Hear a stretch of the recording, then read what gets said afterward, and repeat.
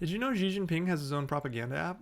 It's called Zhuiji Qiangguo, or Study the Great Nation, and it is an app developed by Alibaba Group to push President Xi Jinping's teachings and the Chinese Communist Party's ideology, and it was launched by the CCP's propaganda department. It's heavily promoted by the government, its institutions, and party members, and above me is what it looks like. Now, the app offers a variety of content, including ideological courses, video chats with friends, disappearing messages, personal calendars, state media updates, and TV series about the Chinese Communist Party. It has sections on Xi Jinping's thoughts, his upbringing, and there's weekly quizzes where you can be tested on Xi's life, and the CCP policies where users can earn points for getting questions right. As of this year, the app has 900 million downloads, surpassing social media giants like WeChat and the Chinese version of TikTok called Douyin. However, this so-called Xi Jinping app was actually overtaken by the National Anti-Fraud Center app, which is another somewhat scary CCP-controlled app that has faced significant criticism and controversy. Many users report being forced to download the National Anti-Fraud app, especially in cities like Shenzhen, where it has been linked to have access to public services like vaccinations and other healthcare services.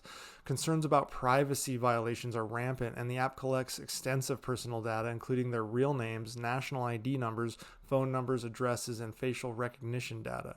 Much like the National Anti-Fraud app, the Xi Jinping app also collects extensive amounts of data, including users' ID card numbers, real names, biodata from health checks, shopping history, phone numbers, location data, and even their deleted content. These practices raise serious concerns about privacy and surveillance. Users can earn study points by logging in daily, by reading articles and making comments and taking tests on various things that surround the CCP.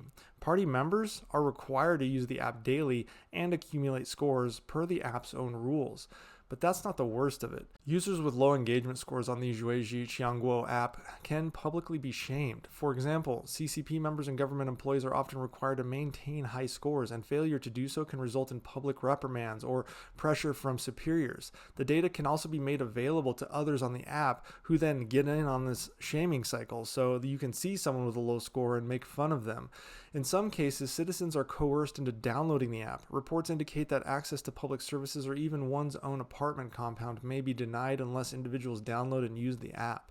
This practice extends to workplaces and educational institutes where compliance is strictly monitored. Low scores or non-compliance with app usage can negatively impact career prospects for government employees and party members. High scores are often seen as a demonstration of loyalty and political reliability, which can influence promotions and grant an extra layer of job security. Authorities can use the app to track users' online activities, including the consumption of media and participation in discussions. This allows the CCP to identify and target individuals who engage in or spread dissenting views. There are reports of individuals being interrogated by police for visiting foreign news websites or engaging in activities deemed suspicious by the app. This can lead to legal repercussions, social stigma, and increased surveillance. The scores can then be checked by police as the Chinese authorities regularly go through the phones of its citizens. And it's not just for surveillance. Alibaba installed backdoors into this app that allow Beijing to take control of a user's phone. During the COVID-19 pandemic, health code apps were used to track individuals' health status and movements. These were integrated into both of the apps I've just mentioned, and people would get messages telling them where to be and when to be there, or they would be in trouble. Non-compliance or perceived non-compliance with health regulations often resulted in restricted access to public spaces, quarantine orders, or even being arrested, along with other punitive measures. And these punishments were handed down based on the data collected through apps like these. The app's promotion of Xi Jinping's political indoctrination and its extensive surveillance capabilities make it a powerful tool for the Chinese Communist Party. Users earn points, as I said before, by just logging in, by reading articles, commenting, taking quizzes, demonstrating their engagement with Xi Jinping's ideology and CCP goals. And in the future, you can take these so-called study points and redeem them for gifts and items or awards. That feature has yet to be launched, but it is coming. China's internet has always been heavily censored, focused on blocking external narratives. But Xi Jinping's push to ensure, quote, and this is Xi's direct quote, the voice of the party can reach all kinds of user terminals directly, end quote, has led propaganda chiefs to recruit new, younger media specialists. These efforts now create narratives via app technology and track users engaging with them.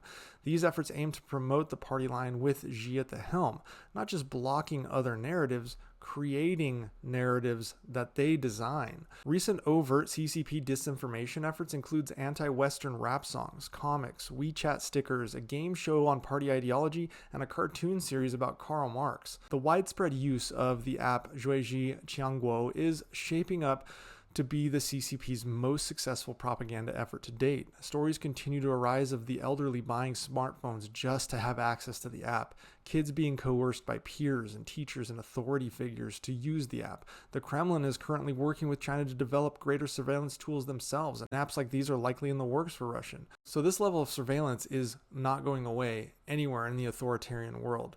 But it has me wondering, if Russia were to develop an app like this, what would it be called? And I'm looking for the wrong answers only.